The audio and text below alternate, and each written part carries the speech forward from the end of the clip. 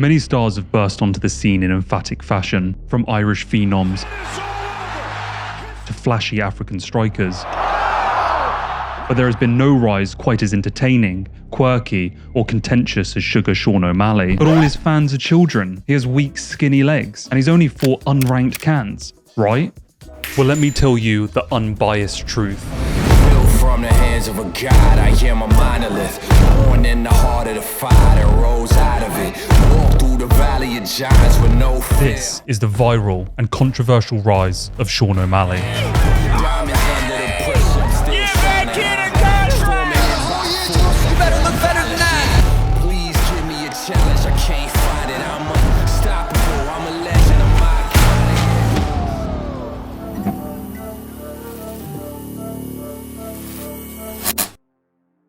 The first time I saw UFC, I was like 13, 14 years old. My dad was watching it, and I thought it was the most. I was like, "What the? How are you watching that?" I remember. How is this legal? Dude, I remember watching people get kicked in the stomachs and thinking, like, "How's that not break your rib?" And it was the most disgusting thing. I couldn't watch it. Sean's initial viewing of MMA wasn't taken well, so he would pursue sports like football and baseball. But he quickly realized that playing in as a part of a team wasn't suited to his personality. I feel like I wasn't getting the attention I wanted in football, basketball, and these certain sports that's what kind of drove me away from team sports. I feel like they had favorites. I want to play one-on-one sport. I want to try boxing. I want to try kickboxing. And it was in high school, so I was like, definitely we'll get chicks from this. That was one of like the main things was, you know, I want to impress the chicks. I think fighting, that'll do it. Started kickboxing, kind of just go to the gym. And I remember my coaches were like, oh wow, like you have some, you know, I had good pop on the mitts. Let's book you a fight. Kickboxing fight, 16, knock someone out, get a couple kickboxing fights, knock some more people out. And I was like, okay, this is fun. I remember, so I had my first MMA fight when I was 18. I was like, all right, if I win this fight, I'll keep doing it. Suga Sean O'Malley in the pink shorts, Stein Anderson fighting. The first punch I ever threw is this. Oh! Boom. Oh, dropped his ass. It's over. Oh, God, where's my $1 million? Everyone I fought as an amateur, for the most part, was not good. But I was gaining this confidence because I was winning. I was knocking people out. So I was gaining a lot of confidence, a lot of experience from those fights. Sean, after turning pro in March of 2015, had gone undefeated in 6 fights, and his booking at LFA 11 against David Nuzzo was his biggest opportunity to date. I knew Dana and Sean were supposed to be at that card. I remember hearing that. And then I remember hearing, you know, fight week, fight day, whatever it was, that they're not going to be there. They'll see this. They'll see this performance if I go out there and do what I know I'm capable of doing. Now Nuzzo's been dropped. That is good night, Irene. That is freaking brilliant. How good is this kid? 7-0. A full right head kick into a spinning heel kick right to the chin, and I knew that was going to go viral. I knew the Contender Series was being talked Sean had about. claimed that his performance at LFA 11 was going to be seen by Dana, whether the UFC president liked it or not, and he wasn't lying. His performance was flawless, and the ending sequence truly spectacular. The clip was algorithmically delivered, not only to the head honcho of MMA, but millions of fans worldwide. Whispers in the dark recesses of the combat sports underbelly of a skinny kid sentencing men to eternal damnation in the shadow realm in flashy and zealous fashion, one 360 spinning head kick at a time. Dana knew, along with everyone else, that this undefeated kid needed his shot in the UFC. The platform for his entrance would not be a funky fresh contract though. No, instead the UFC brass wanted to introduce Suga to the mainstream through the new breakout show, Dana White's Contender Series, which was in its first season, a show in which a handful of fights would take place on a Tuesday night, and a limited number of contracts were handed out, not for wins, but instead based on performances. It was a great opportunity for Sean, and it was, to be clear, a trial by fire. A fist fight with a UFC contract on the line. The question was, would the 22-year-old rise to the challenge, or would he stumble at his biggest opportunity? Sean O'Malley had a dream of a UFC contract, and just like him, I dream too. I dream of being the world's biggest Sean O'Malley fan, and today's sponsor has been helping me out with all my dreams. Manta Sleep. I've slept with this sleep mask for years, and as someone who works night shifts a few days every month, it's been super important to have something wrapped around my eyes. The problem is that either one, they don't block out the light and I get woken up by the midday sun, or I wake up and I'll find that the mask is magically transported to the other side of the bedroom. The first issue is solved by Manta Sleep's eyepieces. which put zero pressure on your eyes, but also perfectly seals out any light. The eyepieces are completely adjustable to your face, which just adds to the comfort of the mask. It allows you to get a truly blacked out night's sleep, blacker than being transported to the shadow realm courtesy of an uppercut from Francis Ngannou. The second feature that I absolutely love is just how secure and comfortable they are on my face. I'm a side sleeper, so these angled eyepieces are perfect. But I also don't know what voodoo Manta Sleep is blessing these Velcro bits with, but it has to be the most strongest and reliable mask I've worn, never falling off my face. Using this mask, I've had the best night's sleep over the last month, and there is no way I'm going back. Another great feature about these masks is the ability to machine wash them. You can tuck them away in this little bag and throw them into the washing machine and get rid of all your nighttime tears produced from watching Dustin fail another title shot. You can get all the different masks that are available to you by checking out Manta Sleep by using the link in the description and pinned comment. Make sure that you use code ACADEMIC for 10% off your order. Kick him in the body, I'm gonna kick him in the head, and the fight's gonna be over in 2 rounds. Then I'm gonna knock this dude out in spectacular fashion, and you're gonna want him signing me. All right, Alpha ready? Sean ready. First round, fight's on. Here we go. Tonight's fight clock is brought to you by Toyo Tires, all or nothing. Yeah, Kashaki just getting right out of the way of this. Big left foot. He's hurt. Kashaki in danger here, but back to his feet. Oh, he's hurt still. He's playing it well, but he is not with it. Look at his eyes. He's still blinking. Spinning back fist. Spinning back from O'Malley. O'Malley needs to separate here. Dude, this and then this combo I throw right here is beautiful. Ooh, look at that right hand. Boom, boom, boom, boom. I saw that. Because all those shots I was landing were hard. I knew it was at Continues to take blows from O'Malley. Oh, that's it. That is it. Sean O'Malley with a huge right hand brings Dana White to his feet. I'm looking for exciting. I'm looking for flashy. I'm looking for somebody who has that thing. What is that thing? Sean O'Malley is that thing. He's the guy. I literally picture this. I know everyone says that, but I picture this. I picture me knocking this kid out, and everything's just going perfect. I knew if I put on a performance, I'd probably get signed. I'm on a 4-fight KO streak, like knockout. Suga Sean emphatically burst onto our screens with this incredible performance on the Contender Series. His viral KO, set to the backdrop of a cacophony of people screaming O'Malley, Snoop Dogg's THC-infused lungs cutting through the mix. What stood out to almost everyone was the confidence that seemed to emanate from this young and unassuming talent, as if he knew something we did not. And perhaps he did, because Sean stepped into the cage and executed the flashiest and entertaining performance the Contender Series has probably ever seen, even now. And he was rewarded in kind with an instant viral explosion in views. And as it stands today, the initial posting of this fight has garnered 6.3 million views. But chuck in all those shorts, Instagram posts and TikToks, and you are talking tens of millions of views.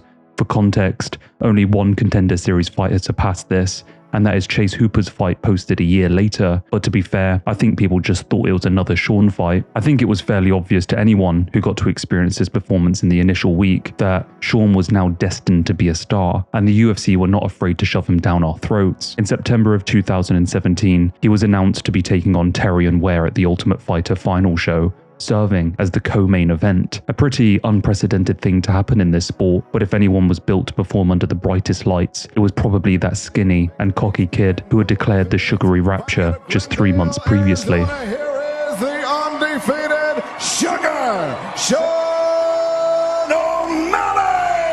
Every fighter would love to have a quick and easy highlight reel finish to every single one of their fights. Ultimately, it's not realistic. You cannot always account for your opponent's heart and courage. With Sean's first test passed, he may have not walked away with another showstopper, but what he did do is get to show what was on the inside and prove that he can hang with top fighters in the world inside the 8-sided cage. Yeah, it was a good push. I got to show my heart. I knew I had my heart, but I had to show it to everyone, so it was a good fight, yeah. I'm going to grow from it and just become better from it. He's a very confident young man, and that was the perfect fight for him to be in tonight. He was right in his face the whole time. He pushed O'Malley hard, actually hit him with a couple of hard shots, bloodied his nose up. O'Malley kept his composure, came out in the third round, and put on a clinic. But, it was a perfect fight for a kid at this point in his career. A little busted up. I got a few injuries. I'm just going to recover and, hopefully fight. I think I heard there was a card in March here, so we'll see about that. Going 3 hard rounds was perhaps the best thing that could have happened to Sean. It validated him and showed the world that he can take a punch and keep moving forward. Whilst O'Malley's self-assured, brash and cocky attitude had its fair share of haters, his feature as the co-main event minted many new thousands of fans, and they far outweighed the negative white noise in the background. The calmness and freeness that Sean came into the octagon with was indicative of the confidence that was within himself. We often see fighters come into the UFC in their debut and freeze up. Sean was immediately elusive of this pressure and able to flow in his performance. Self-efficacy in motion. It was quickly announced that Sean would be returning to the cage just 4 months later after his last. This time, he would be taking on 12-5 Andre Suckyamum.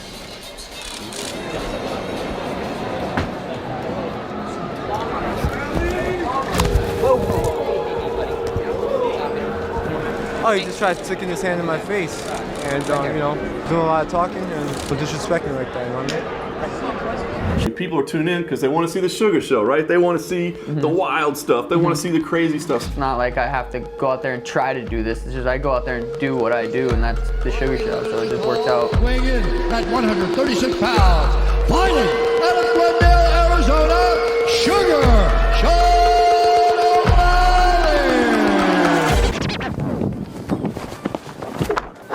During that fight, I hit him with a little 360 head kick. I'll also hit him with a little boom. Suckyamum back to his feet. With the fucking boom. Boom, little Nuzo, hit him with that.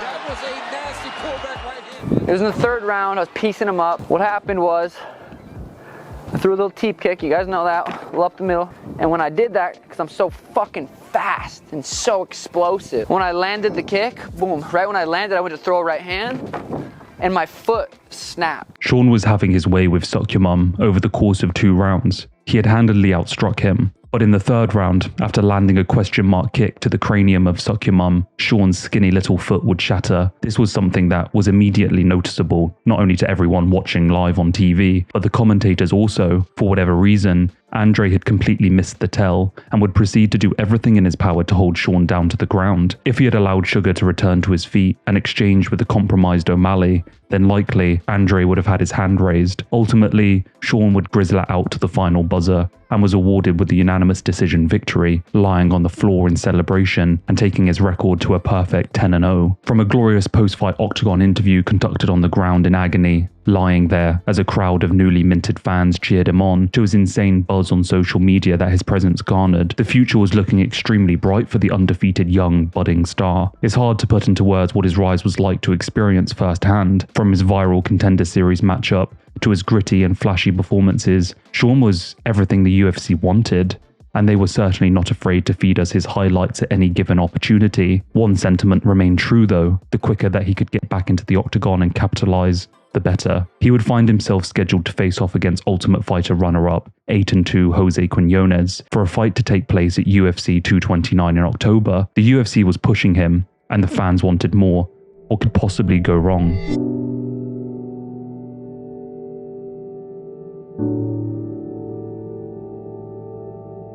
So I got a hearing August 20th in Nevada with the Athletic Commission. A lot of people think USADA suspended me. But they didn't. USADA declared that there was no wrongdoing. It was in fact the Nevada State Athletic Commission that wanted to impose a sanction. Sean's level of ostarine was so inconsequentially low and of no benefit that it had to have been introduced due to a tainted supplement, but NSAC was still committed to punishing Sean. So tainted subs from somewhere. It's gotta be from something, because even the scientists, they look at my levels of how much I'm testing for, and they're saying there's no way he took anything. He's not benefiting from this at all. He got a tainted supplement. Yeah, I mean, it's these new studies or these new tests that they have.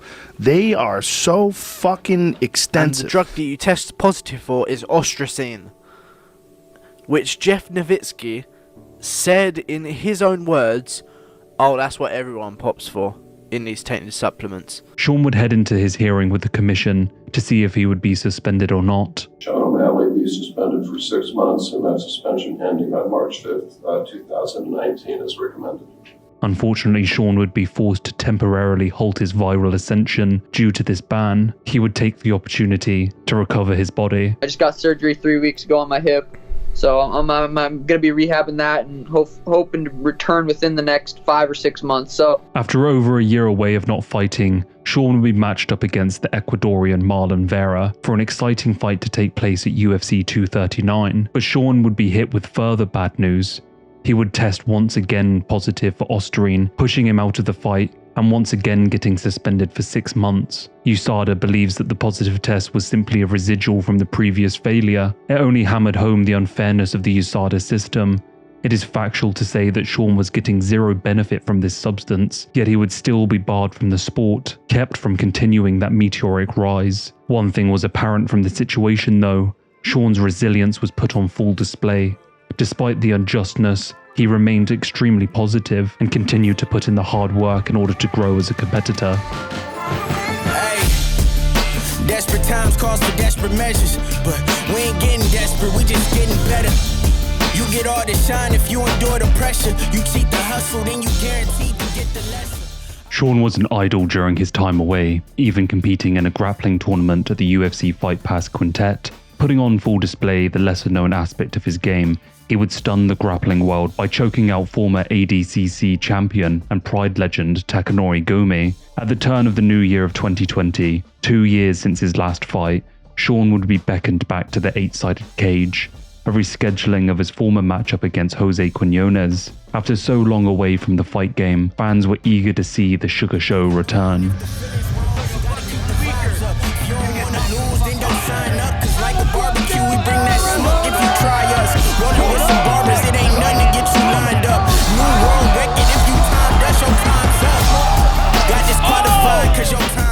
Sean wasn't wasting his lost time. 3 months later, he would return to the octagon.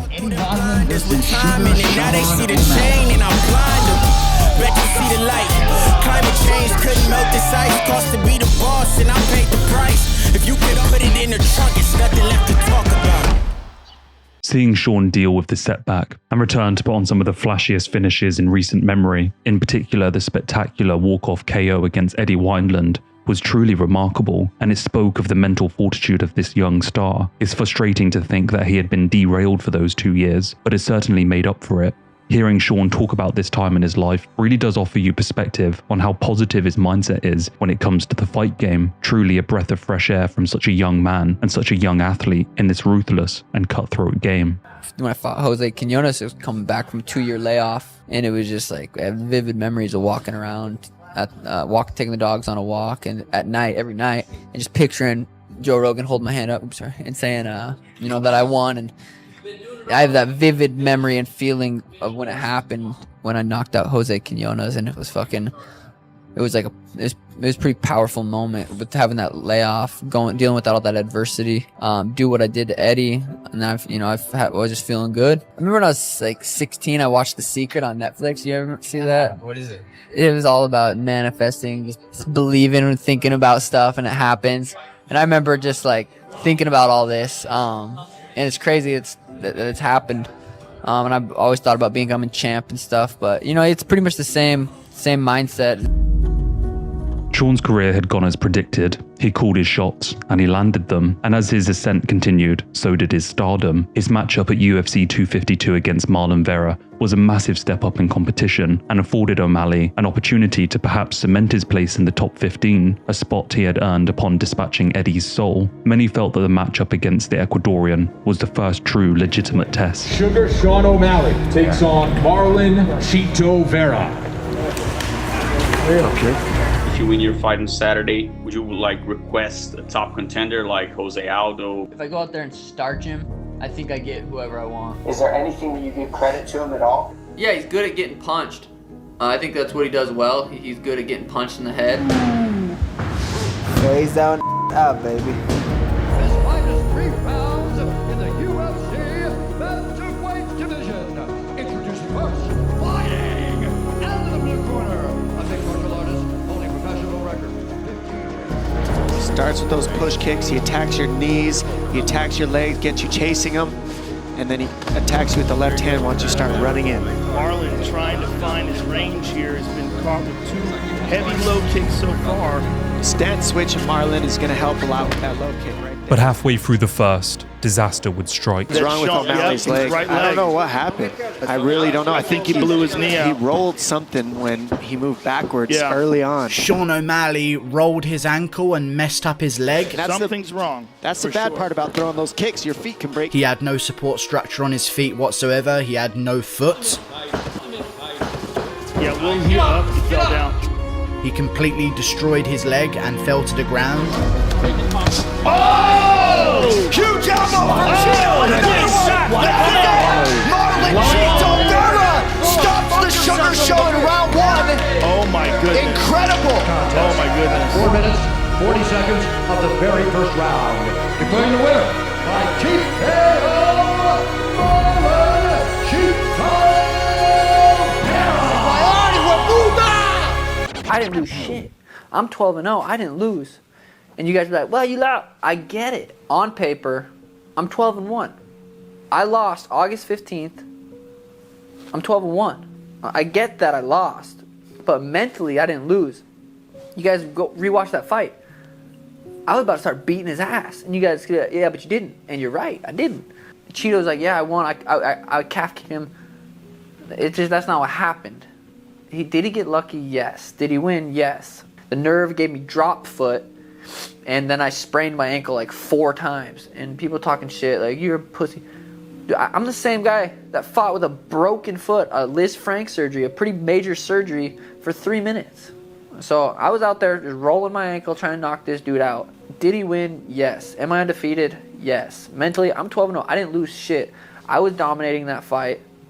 I felt superior in there. Sean's dismissal of the loss was a rather interesting take, but I think a better way to phrase it would be to say that his perspective was just different than usual. The initial wave of hate and criticism that came Sean's way was unprecedented and even seemed like he had irrevocably damaged the popularity that he had garnered. But as it became apparent to fans that Sean really wasn't going to budge on his mentality regarding the loss, they would quickly abate to the idea that perhaps Sean had a point. I distinctly remember when the fight was announced, and despite being a Suga fanboy, felt that Vera was more than likely going to be too difficult of an obstacle for Sean, and went into the pay-per-view event fully expecting Sean to lose. And even I, with this bias, left the fight feeling like I hadn't seen enough considering the injury to determine that Marlon was the better fighter that night. Sean would do an interview with Ariel amidst the fervent discussion around his undefeated mentality, and I think that this interview would serve to ultimately win back a lot of fan favor. So what would you say to someone like me who's like, hey, wait a second, you haven't come to terms with the loss yet, that could be a problem come Saturday? Yeah, I would just assume that your mindset isn't where mine's at. We're just different people, built different. Of course, 100%. You fight, I don't. You have courage, I don't. The interview really sealed the deal on the fact that Sean isn't delusional like a lot of people were saying. He knows that he now has a 1 next to his name, yet the undefeated mentality stays the same. Self-efficacy, or rather confidence, can be absolutely wrecked in the wake of a loss, but this is entirely dependent on how the individual appraises the loss internally. Sean utilized the technicality of the fact that drop foot is rare to affirm the notion that he didn't lose to skill, but rather misfortune. This allows him to maintain an internal bias, being that he is still better than the opponent that beat him. So what does this mean in reality? Well, it means that instead of a timid or broken man entering the cage in his next fight, what we instead get is a fighter who still truly and fully believes he is unbeaten and the best in the entire world. And what more can you ask for as a fan? Because a man who thinks he is the best is going to perform as such, manifesting that mindset in the form of brutal knockouts and flashy performances, not a withdrawn mess who is scared to engage for fear of materializing what has already come before: defeat. This is what mentally undefeated Sean O'Malley is: mythical, confidence undamaged, and ego still intact. At the turn of the new year, Sean would have his next fight booked, a return to competition 7 months after his previous, and he would be taking on a once undefeated rising talent, but now the highlight reel punching bag, Thomas Almeida. It was a new chapter for Sean, and he had a lot to prove.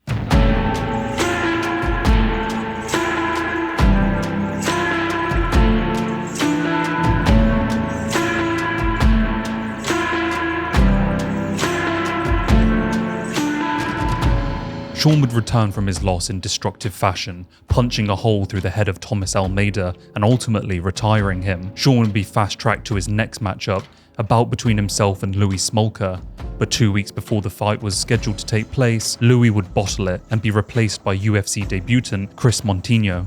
Is this your first fight in the UFC? Yeah, bro. Where I was when I got the call, I was in my mom's house, chilling.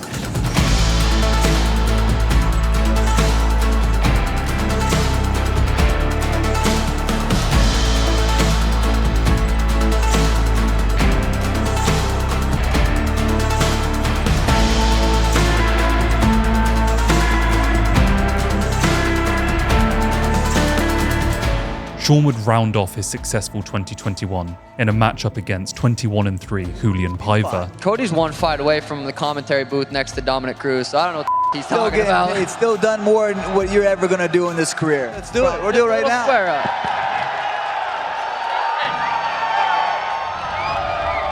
The fans know what to expect from my performances and my fights. It's just a matter of showing up, and I show up every single time. So.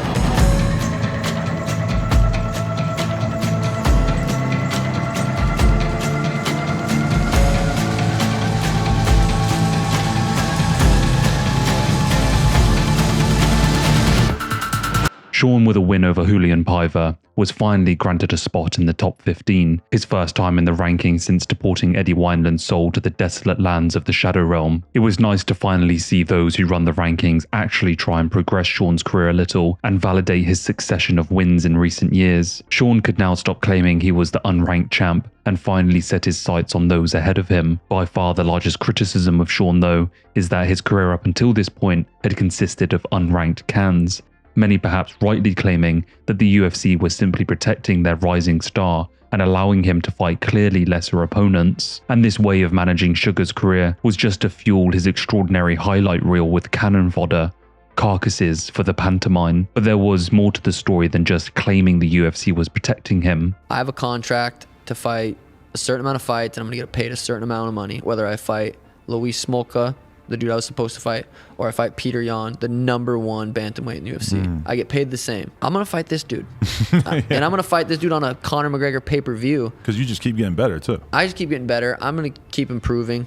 Chael Sonnen always says it, fight the worst dude on the highest part of the card. After Sean's performance at UFC 269, Dana would be asked if perhaps it was time to pay Sean what he felt he was worth, and with that paycheck, get him to take on those higher up in the rankings. You know, he's kind of laughing about being the unranked champ and all that. I imagine he's probably going to have a ranking now, but I know you said coming in, we're not sure if he's ready for the top guys yet. Did he show you tonight that he's ready for the top guys? The guy he beat tonight is a real guy. He did it in spectacular fashion. Two things: he wants to get paid, and he wants to fight higher level competition. It's like we're gonna have to pay him, get him some fights. And pay him they did, and get him a ranked opponent they did also. In May of 2022, Sean would be scheduled to face off against top 10 ranked bantamweight vet Pedro Munoz at UFC 276, a man who had only lost to former or soon-to-be champions in the last couple years, a credible threat and a notable jump up in competition.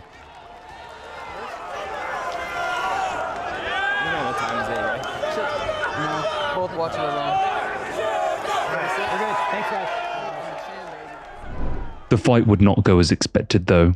The two would feel each other out over the course of a slow and technical first round, in which the most significant strike was Suga ending any future chances of Pedro having children. Two judges had given the round to Pedro and one to Sean. The second round, there was a noticeable shift in favour of Sean, who seemed to be finding his rhythm and beginning to snipe Pedro from afar. As the tide turned though, misfortune would befall the bout.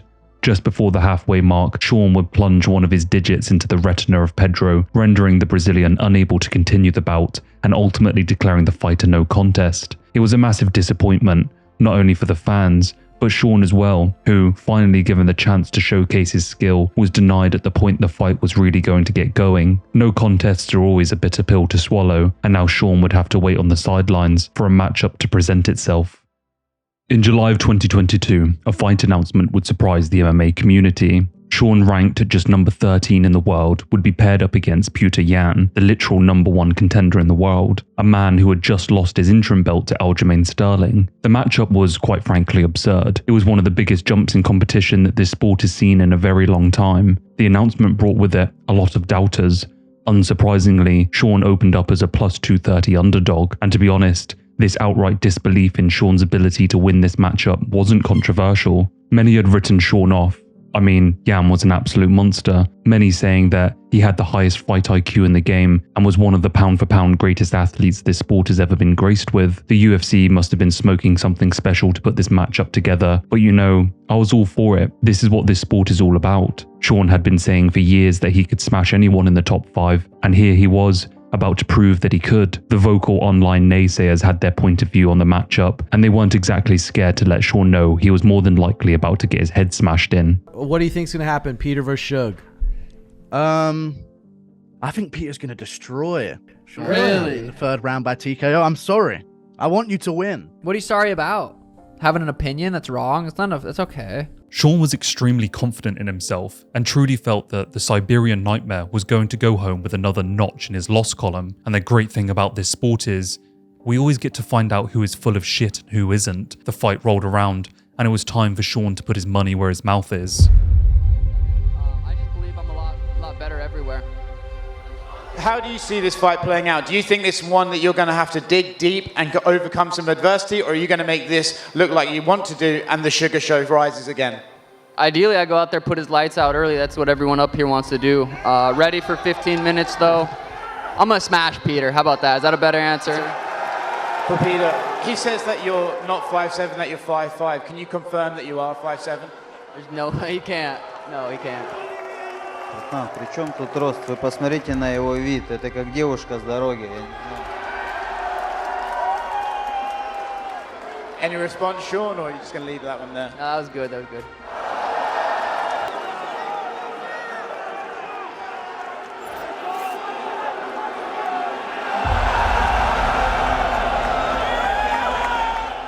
Sean.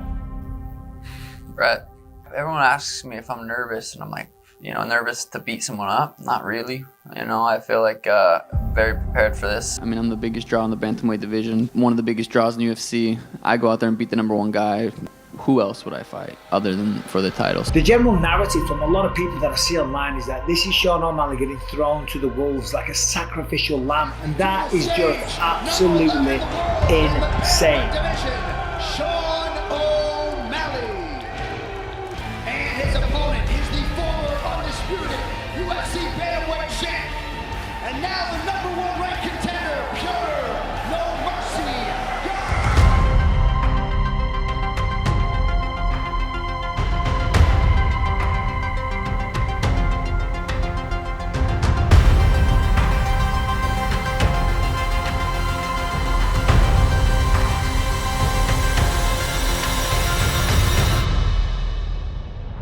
At the end of the fight, Yam was thought to have edged out the extremely close bout. As I sat there, anxiously awaiting the decision, I knew my boy had got it done. I mean, I think the people would love to see me be the bantamweight champion, so we'll give the people what they want.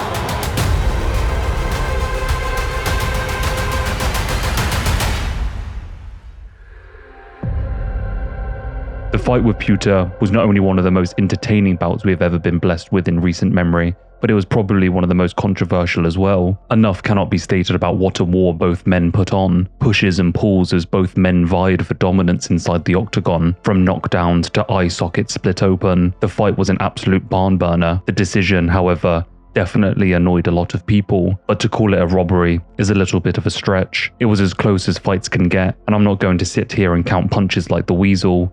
All I'll say is, the fans won. I've watched that fight many times, and it never gets old, and watching it live was enthralling. Sean walked away with his hand raised, from barely clinging on inside of the top 15, all the way to #1 in the entire world. I think that despite what people think of the decision, Sean absolutely proved that he deserved to be considered one of the best bantamweights on the planet. The entire fight he was cool, calm, and collected, something that many fighters cannot claim to be. It was as impressive as a performance as you can get, and quite rightly, Sean now firmly sat as the next in line for a title shot, proving all the doubters who had cast him down as a UFC industry plant wrong.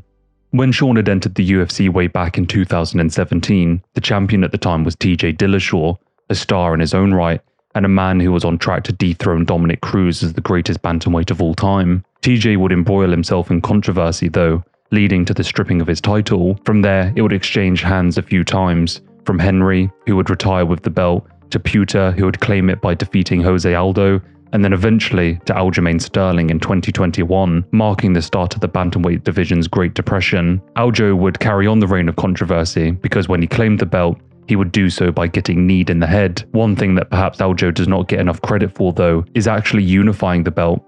See, lineage can get rather convoluted in this sport. Some divisions don't have an order of succession. For example, lightweight was never given a true passing over. Khabib rode into the sunset, undefeated and belt in tow, leaving lingering questions as to the validity of the men left behind. Aljo put an end to all questions in his division though. Firstly, he would come back and silence the doubters by defeating Yan in the second fight. He would then unify one aspect of the belt by beating up a cripple in the form of TJ Dillashaw, and then straight after that, he would tie up the last loose end, beckoning back Triple C to the other side of the chain-link fence, and then smashing him. Barely beating him in a split decision. That's the credit that Aljo gets. He brought order to the bantamweights. The problem was, he did it by the skin of his teeth. Split decisions, and literally engaging in the first Paralympic MMA fight with TJ. That being said, Aljo had successfully defended his title 3 times against legends, and was now looking to add one more ruby to his Power Ranger belt. In the post-fight interview of UFC 288, where Aljo sent Triple C straight back to his trophy room, Dana would set up a rare and intentional octagon face-off between Suga and Aljo.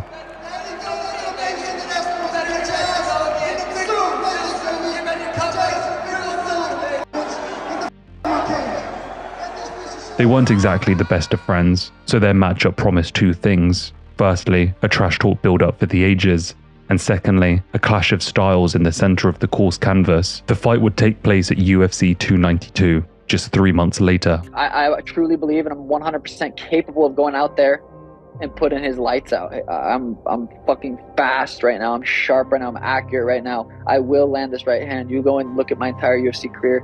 How many people whether I finished them in the first round or not, I've dropped a lot of people in the first round. Gentlemen, what does it feel like to lose a fight? Like, what does it feel like to actually lose a fight? Aljo, I'll let you answer that one. I haven't experienced that one yet. Lately I've just been dreaming of cracking his chin and watching him fold. I think Aljo is holding it up. If I had to guess, I don't know. I think Aljo probably is, trying to make the most out of being champ because he knows it's not going to last much longer. Official prediction, the Suga Show goes out there, puts Aljamain Sterling's lights out. He can go up to 145. No one will care. Sean, from your perspective. He's gonna come out like a spaz, try to take me down. I'm gonna fucking snipe his chin. Who has this guy fought? He is going to get exposed on Saturday night. Exposed! He's coming in at number 1, Suga Sean O'Malley, knocks down Aljamain. Sterling!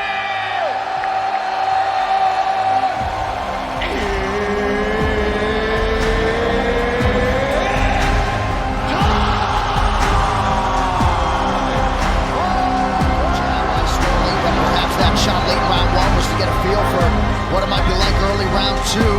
Sterling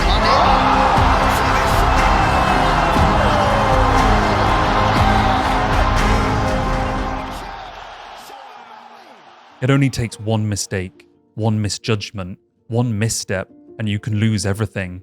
Aljamain Sterling would throw an overextended left hand. Sean would capitalize instinctively with a beautiful punch, leaving Aljo face down, ass up.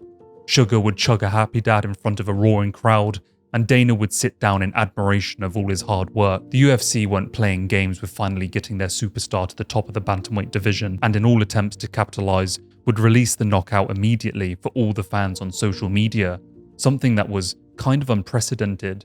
Sean had finally completed that lofty dream of lifting the bantamweight crown. A full circle moment, considering one of his first memories is of watching bantamweight GOAT Dominic Cruz fight Uriah all those years ago in WEC. As the belt glinted rays of Aurea under the brightest of lights, Sean had silenced all those naysayers and doubters, from those who had told him his mentality was delusional and that he was too frail, that he was too caught up and distracted with fame, that he didn't belong in the top echelon of the division. He kicked every last doubt down their throats. Sean proved that he was dedicated, disciplined and focused, cool, calm and collected under the most unimaginable pressure, but perhaps most importantly, he now beckoned in a new era for the division, the Suga Era, a time perhaps for cocky and entertaining pre-fight build-ups and fights filled with highlights. Sean had finally done it, and no one could be happier than me. and every other Fortnite playing G Fuel overdosing dopamine depleted 12-year-old. In the waning weeks of 2023, the UFC announced that Sean O'Malley's first title defense as King of the Skinny Midgets would not be against the expected Merab, but instead Marlon Vera, Sean's old rival. It was a chance for O'Malley to erase his controversial, non-existent but on-paper loss. And for those out there who seek to defend the fact that Merab more than likely deserved the fight, the stats don't lie. People aren't interested in Merab, and whilst I could sit here until I'm blue in the face trying to describe the fact that he deserved to get the title shot, the UFC are a business, and they want ticket sales, and so with the other deserving candidate, Corey Sandhagen, out on the sidelines injured, Cheeto kinda did make sense considering the storyline. The fight would be a huge event, the headliner of UFC 299, to take place on the beautiful shores of Florida, Miami. In lieu of the incredible nostalgic and synth-wavy atmospheric vibe that the city emits, Sean would don the first ever pair of pink shorts for the event, which, I don't know if you can tell, I was a massive fan of, and I'm sure his Pez-dropping, COD lobby shit-talking fans were also ecstatic at the vibrant nature of his gladiator costume. For me, I felt like it was a good matchup, despite those who got snubbed in the opportunity. Sean had wanted for a long time to prove that he was the better man the night that his nerve got booted in, and what better way to prove he is indeed the better fighter than on the biggest stage imaginable, with something more than just an O on the end of the record on the line. This time the Bantamweight Championship, in all its glittering and esteemed beauty. The event rolled around fast, and the UFC during fight week was certainly proud to be showing off their homegrown star. It really did feel like the culmination of all the hard work Sean had put in over the years, not only in the octagon, but on social media also, from streaming to YouTube, Instagram, guest appearances, and many viral shows orbiting the likes of the Nelk Boys and the Paul brothers. And whilst those don't exactly interest me, Sean was certainly clawing out an untapped fan base. UFC 299 felt big, it felt viral, and it felt like there was a lot of discussion around it. I can't speak on the numbers, but from where I was sitting, I felt like Sean really had proved that he was an A-tier star, up there with the likes of Israel, Poatan and Oliveira, perhaps soon to transcend to the likes of McGregor, Bones and CM Punk. The fight itself was an absolute blast to watch, and I think it played out the way a lot of people expecting it would. Cheeto, typical to his fighting style, never really got going. Sean took advantage of this fact, fighting at his own distance, but always applying pressure and being elusive where he needed to be. The second round would see Sean knee a hole in Vera's skull,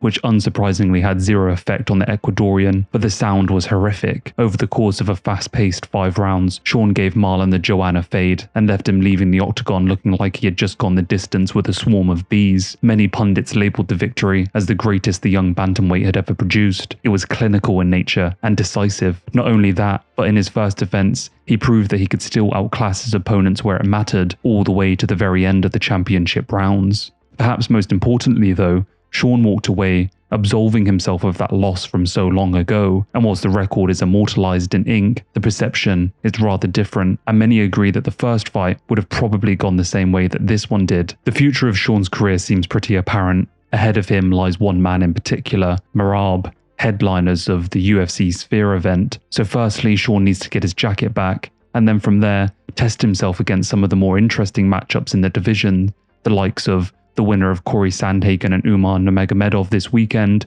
and then people like Davidson Figueiredo worming their way back in, and Jose Aldo coming back out of retirement. These are the names that need to be next to his on the pay-per-view, and also inked into his legacy.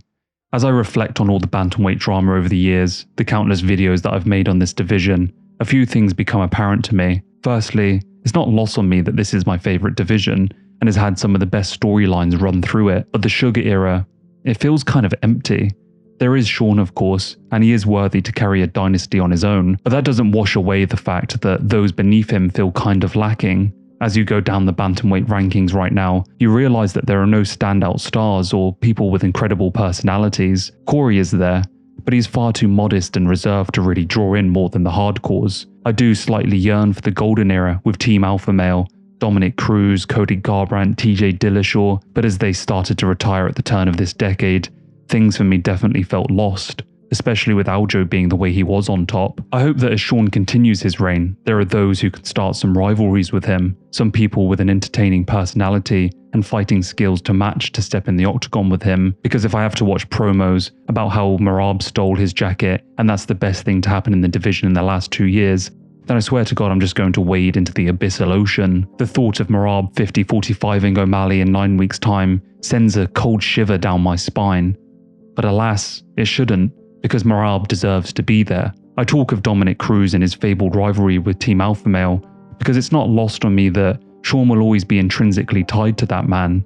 His fighting style in his first few fights, extremely reminiscent of that legend. And as I said before, it was that first fight between Dom and Uriah that Sean had set his eyes upon when he was just 11 years old. It's not a stretch to say that Sean was heavily influenced by him, inspired by him, and now Sean stands at the very pinnacle of this division. Sean at just 29 is more than likely doing the very same thing for another young fighter sat at home, ready to become a pastiche of Suga, who in turn is a pastiche of another before him, a bleed-through of influence and inspiration spanning decades of this sport. I think it's an incredible thing that we get to see not only an athlete, but a man grow into who he was meant to be, right in front of us, from a 16-year-old, untested fighter with an impossibly distant dream, all the way to becoming a world champion and a superstar, from a teenager to a loving father, from a kid with no eyebrows to a multi-millionaire, all because he dared to be great.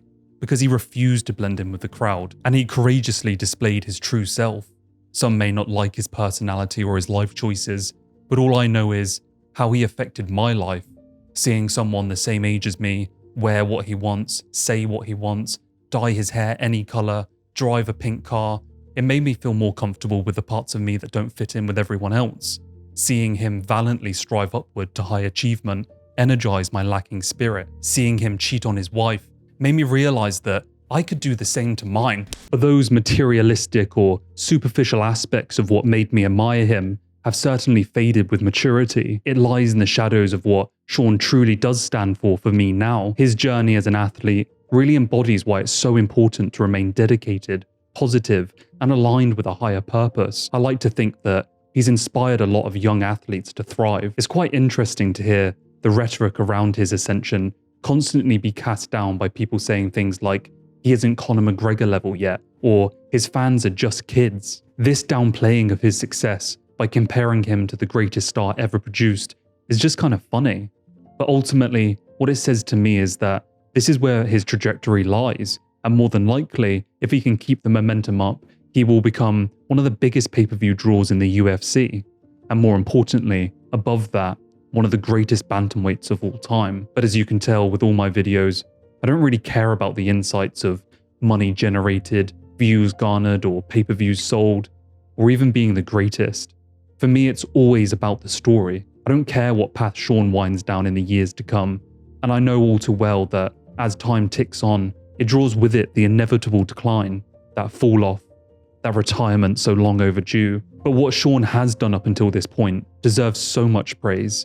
He is flashy, he's entertaining, both in and out of the cage, and for the first time in my life, I got to grow up alongside a fighter. Perhaps something many of you have already done, perhaps something some of you are going through right now. And whilst we may disagree on some of his personal associations or life choices, one thing is for certain, Sean is a huge inspiration. His self-belief, his confidence, and his dedication to an unattainable dream is something that we should all strive to move closer to. That inward journey can manifest in many ways. For some, it's a pink Lambo, glistening watches, and flashy knockouts. For others, it might just mean to be a better husband, a better father, or a better friend. Whatever it is, belief and dedication remain ever so paramount. If you enjoyed this video, then I highly recommend the Dominic Cruz video I did that goes over a lot of the Team Alpha Male history that we talked about in this video. It's integral to the bantamweights. And, you know, Sean's watched it too and thinks it's fire. So why don't you join him and give it a watch?